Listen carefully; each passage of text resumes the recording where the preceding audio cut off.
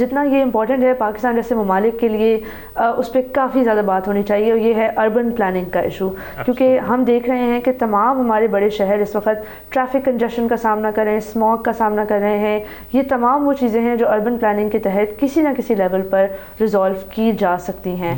تو سب سے پہلے بات کریں گے کہ 3 ایسی کون سے بڑی چیزیں ہیں، ایسپیکٹس ہیں آف اربن پلاننگ جس پر بات کرنا بہت زیادہ لازمی ہے. نمبر 1 از ڈیفینیٹلی کہ ہم کس طریقے سے کلائمیٹ اڈیپٹیشن کا سہارا لیتے ہیں، کس طریقے سے ہم کلائمیٹ کے بارے میں انفارمیشن کو بلڈ کرتے ہیں ود ان آر انفراسٹرکچر کہ ہمیں اس کا اڈیپٹیشن ہو جائے، ہم اس کو ڈیل کر سکیں. نیچرل ڈیزاسٹرز، فلڈنگ، یہ تمام چیزوں کے ساتھ کسی نہ کسی لیول کی میٹیگیشن ہمارے انفراسٹرکچر میں ہی بلٹ ان ہو. اس کے ساتھ ساتھ ہم بات کریں گے واکیبلٹی کی، کیونکہ بہت زیادہ ضروری ہے ایک شہر میں کسی شخص کا روڈ پر نکل کے دوسری روڈ تک چلتے ہوئے اپنے آپ کو محفوظ فیل کرنا، یہ نہ فیل کرنا کہ بہت زیادہ کوئی ان کو جنگ کرنی پڑ رہی ہے ایک روڈ سے دوسری روڈ کو کراس کرنے میں. And lastly and very very obviously ہم بات کریں گے public transportation, which is very important. And آپ نے موسمیاتی تبدیلی کی بات کی، تو یہ ایک ایسا ناظرین اس کی وجہ سے ایک ایسا انسانی المیہ جنم لے رہا ہے کہ جس کی پوری دنیا کو فکر نہیں ہے. اور اگر ہم صرف پاکستان کی بات کریں تو پاکستانی آلودگی اور موسمیاتی تبدیلی سے متاثر ہونا 8واں سب سے زیادہ بڑا ملک ہے.